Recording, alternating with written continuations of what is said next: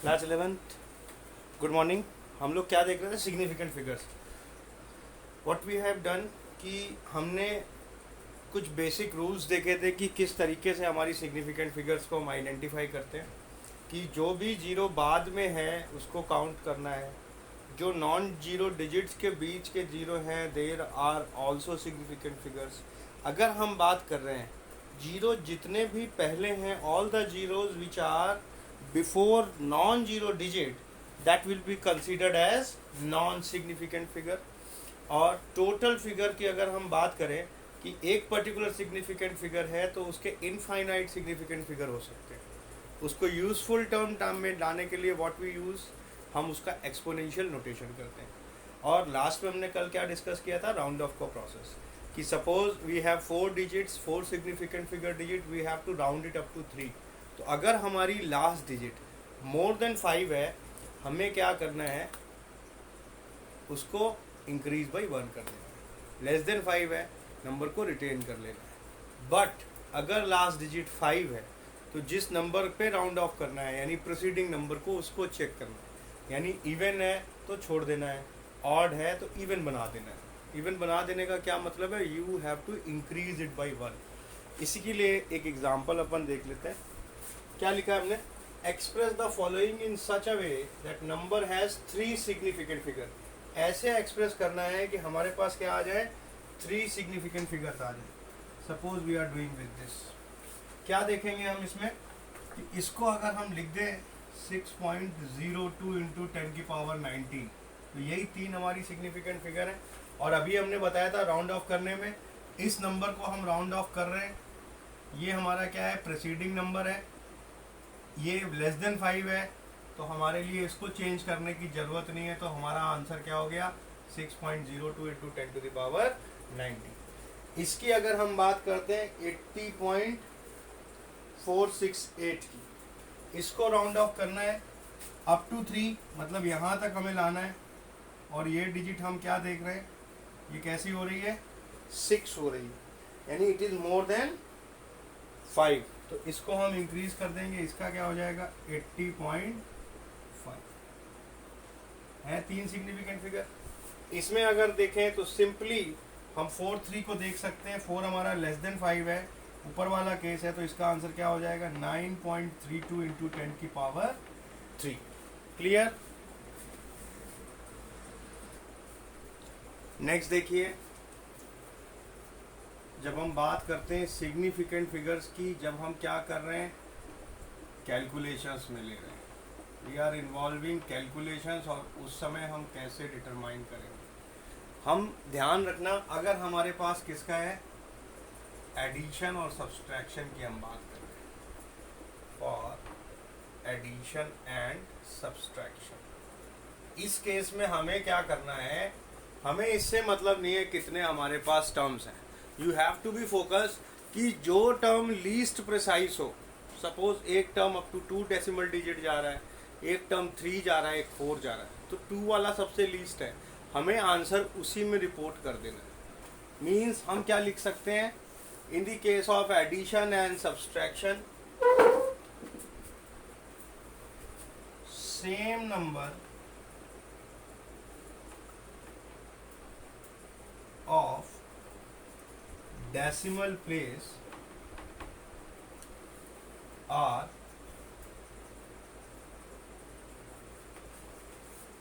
needed in final results in which term have least number। यानी final result हमें उस वाले उस पे देना है जिसमें least number of decimal place हो। ये बात ध्यान रखना। सबसे इम्पॉर्टेंट बात ये है कि रिजल्ट को तुम्हें किस में लाना है? फाइनल रिजल्ट को। यहाँ से यहाँ तक की कहानी है, बाकी थोड़ी सी क्लिष्ट अंग्रेजी हो गई है। Final result in which term have is to be reported. Final result is to be reported. अंग्रेजी जरा सी खराब है इस वाले टर्म्स में। in the term have least number of decimal places. Suppose you have an example अभी हम बात कर रहे हैं, एक टर्म हमारे पास क्या है 5.11 प्लस 7.007 प्लस 3.2। अब अगर लीस्ट डेसिमल प्लेसेस को देखें, इसमें हमारे पास 3 टर्म्स हैं, इसमें 3 है, इसमें 4 है, इसमें 2 है। तो हमें ऐसे आंसर देना है कि 2 टर्म्स में आ जाए। तो इसको जब हम जोड़ते हैं, टोटल सम करते हैं, जरा करके देखो। 5.11 7.007 3.2, क्या आंसर हो जाएगा? 713 15.317 इज द आंसर। लेकिन हमें इसका आंसर किस में देना है? Up to 2 places. मीन्स क्या आंसर हो जाएगा हमारा? लीस्ट, सॉरी 2 क्या, अप टू 1 प्लेस है, ये एक ही तक है, तो हमारा क्या आंसर हो जाएगा? 15.3। क्लियर?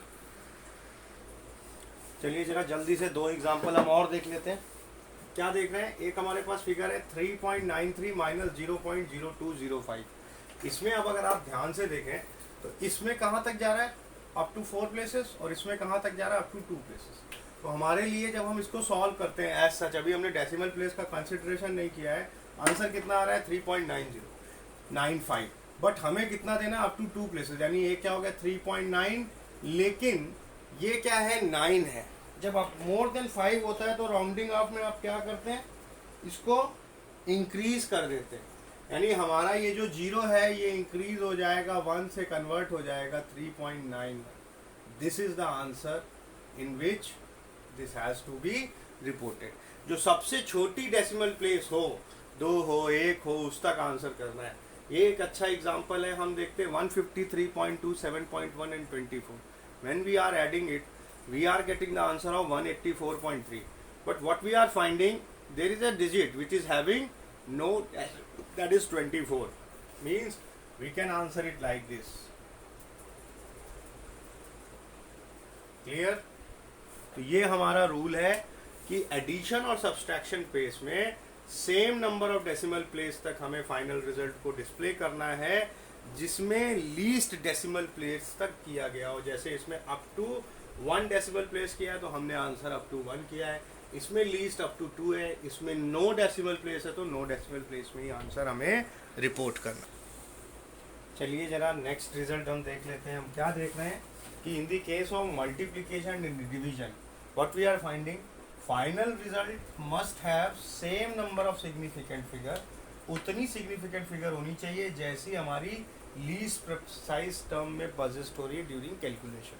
यानी जब हम बात करते हैं, we have this example with us 5.423 into 1.8, इसमें हमारा लीस्ट कितना है? अप टू 1 डेसिमल, यानी 2 सिग्निफिकेंट का सम है।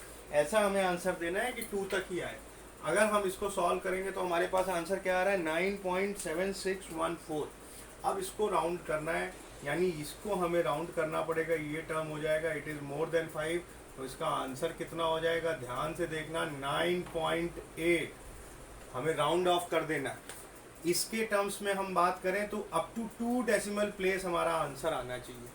यही हमारा लीस्ट प्रिसाइज टर्म है, क्योंकि यहाँ पे कितना है? अप टू 3 है, और इसमें 4 सिग्निफिकेंट फिगर है, इसमें कितनी है? 2।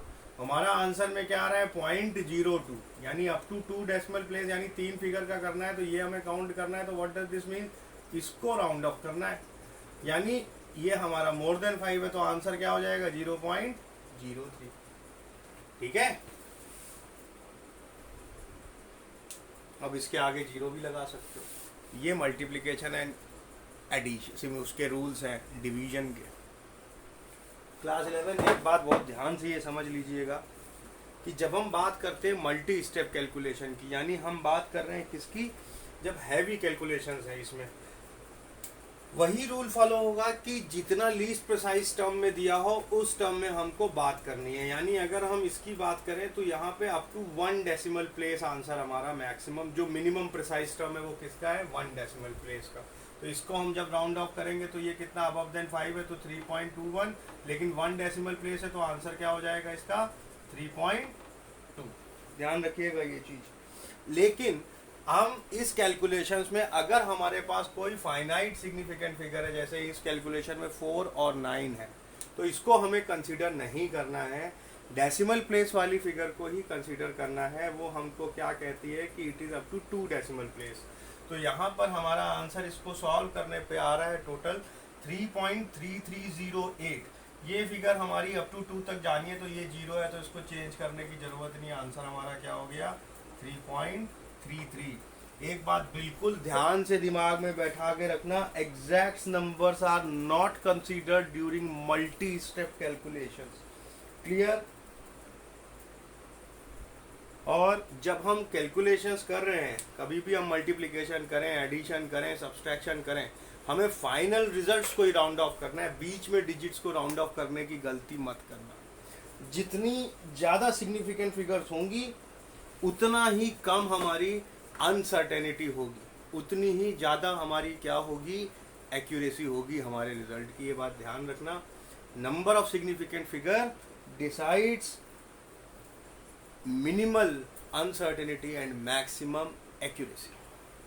क्लियर?